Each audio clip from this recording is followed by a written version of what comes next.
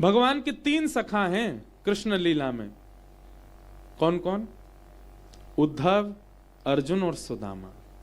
आप कहेंगे मधुमंगल, श्रीदाम, वो सखा नहीं है, वो प्राण है ठाकुर जी के।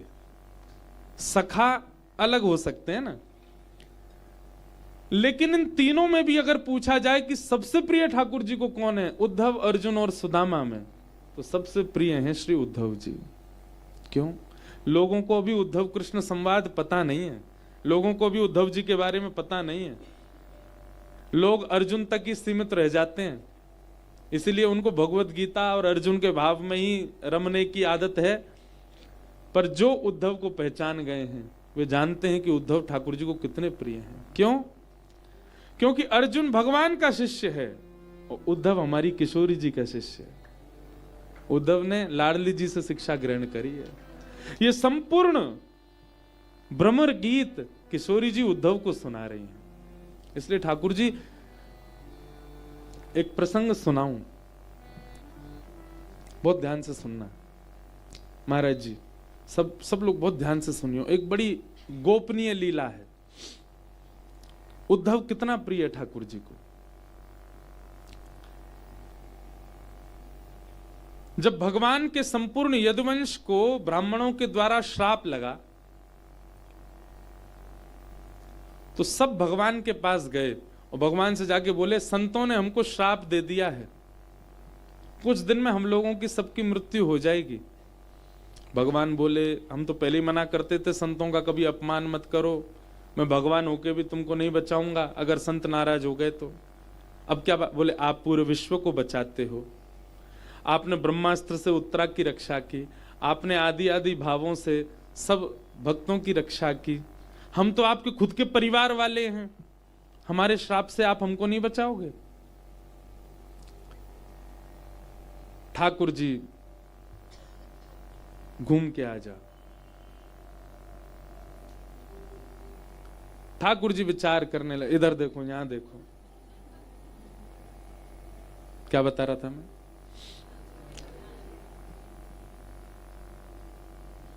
हाँ, तो भगवान के परिवार के लोग बोले, आप हमको नहीं बचाओगे?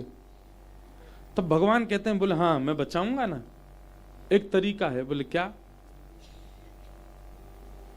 बोले हमारे गुजरात में एक स्थान है, अब उस समय गुजरात तो नहीं था, सौराष्ट्र था, तो सौराष्ट्र में एक स्थान है सोमनाथ, और सोमनाथ जो है ये श्राप नाशक महादेव हैं, भगवान श्री कृष्ण कहते हैं। बोले क्यों? बोले उनका नाम क्या है? सोमनाथ। सोम यानी कि चंद्रमा। चंद्रमा को किसने श्राप दिया? दक्ष प्रजापति ने। क्या श्राप दिया? कि तुम हर दिन अपनी कलाओं से घटोगे।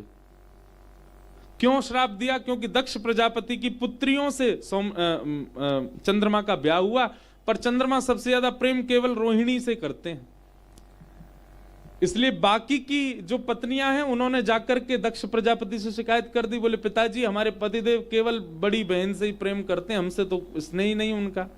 तो दक्ष प्रजापति ने क्रोध में आके श्राप दे दिया कि आप अपनी कलाओं से रोज घटोगे। चंद्रमा ने आके कहा, ससुर जी आपने हमको श्राप दे दिया, कलाओं से रोज घटूंगा, और एक दिन जब पूरी कलाई खत्म हो जाएंगी तो मैं अदृश्य हो जाऊंगा, आपकी सारी बेटियां विधवा हो जाएंगी। दक्ष प्रजापति बोले ये तो मैंने सोचा ही नहीं, इसीलिए तो भगवान ने बकरे का मुंह लगा दिया उनको। क्यों? विचार ही नहीं करते हैं। बोले अब क्या करें? तब सोम यानी कि चंद्रमा ने समुद्र के तट पर बैठ करके महादेव की आराधना की। क्यों? बोले आपके हमारे ससुर जी एक ही हैं, कृपा करो। तो महादेव प्रकट हो गए, प्रकट होकर के कहा वरदान मांगो। बोले कि श्राप लगा है रोज अपनी कलाओं से घटना है, और एक दिन जब मैं अदृश्य हो जाऊंगा तो फिर क्या होगा? तब महादेव कहते हैं ठीक है, हम आपका श्राप तो नहीं काट सकते, पर हम आशीर्वाद देते हैं, 15 दिन आप श्राप में रहोगे और 15 दिन हमारे आशीर्वाद में रहोगे। प्रथम दिन से लेकर के और अमावस्या तक आप श्राप में रहोगे, आपकी कलाएं घटेंगी, लेकिन फिर उसके बाद हमारा आशीष लगेगा, और प्रथम से लेकर के और पूर्णिमा तक आप आशीर्वाद में रहोगे। मतलब घटोगे बढ़ोगे, घटोगे, ऐसे आपका चलेगा। तो भगवान श्री कृष्ण ये कथा यदुवंशियों को सुना रहे हैं। बोले भैया अब हम यदुवंशियों को श्राप तो लग गया, और श्राप नाशक देवता हमारे सौराष्ट्र में कौन है? सोमनाथ। चलो सब यदुवंशी नाव में बैठ करके, क्योंकि द्वारिका तो बीच समुद्र में है, बोले नाव में बैठ बैठ करके सोमनाथ चलो, और सोमनाथ जाकर के यज्ञ करेंगे, हवन करेंगे, ब्राह्मणों को दान करेंगे, महादेव की आराधना करेंगे, जलाभिषेक करेंगे, उससे महादेव प्रसन्न होके हो सकता है श्राप न भी कटे तो कुछ तो वरदान दे देंगे। यदुवंशी नाचने लगे, बोले वाह ठाकुर जी आपने बहुत बढ़िया कर दिया काम, अब हम लोग प्रसन्न हैं।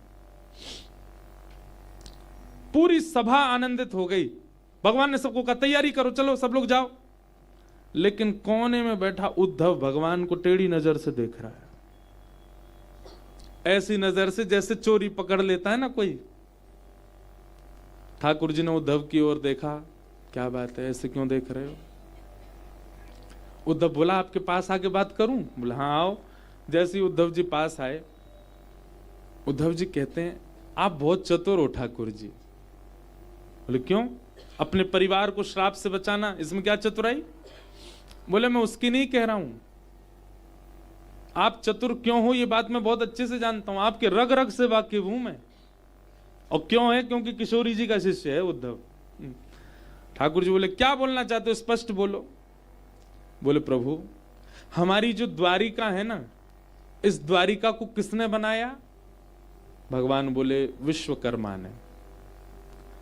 और श्राप लगना, पाप लगना, पुण्य लगना, सूतक लगना, सोबर लगना, ये सब लागू होता है ब्रह्मा के द्वारा बनाई गई पृथ्वी पर। हमारी द्वारिका को ब्रह्मा ने नहीं बनाया। इसका मतलब क्या है? ब्राह्मण चाहे कितना भी श्राप दें, इस नगरी में रहने वाले किसी को श्राप लगता ही नहीं है। आप तो जानबूझ करके सब लोगों को नाव में बैठा के ब्रह्मा के द्वारा बनाई गई पृथ्वी पर लेके जा रहे हो ताकि सबको श्राप लगे।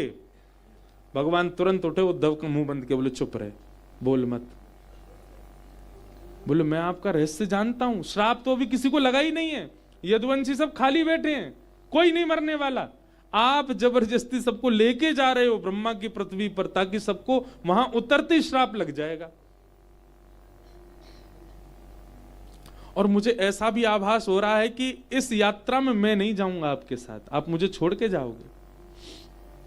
भगवान ने उद्धव को हृदय से लगाया, बोले सही समझा उद्धव, मेरे बाद यदुवंशी भार बन जाएंगे पृथ्वी पर, इसलिए मुझे इनको शापित करवाना पड़ेगा। और तुम ब्रजवासियों के शिष्य हो, चेला हो, और ब्रज ने तुमको प्रेम करना सिखा दिया, इसलिए ऐश्वर्य का अभिमान तुमको नहीं छुएगा, इसलिए मैं तुमको छोड़ के जाऊंगा ताकि संपूर्ण यदुवंश के विनाश के बाद मेरी भक्ति का प्रचार प्रसार और उसकी स्थापना के लिए तुम रहो पृथ्वी पर। उद्धव जी बहुत रोए।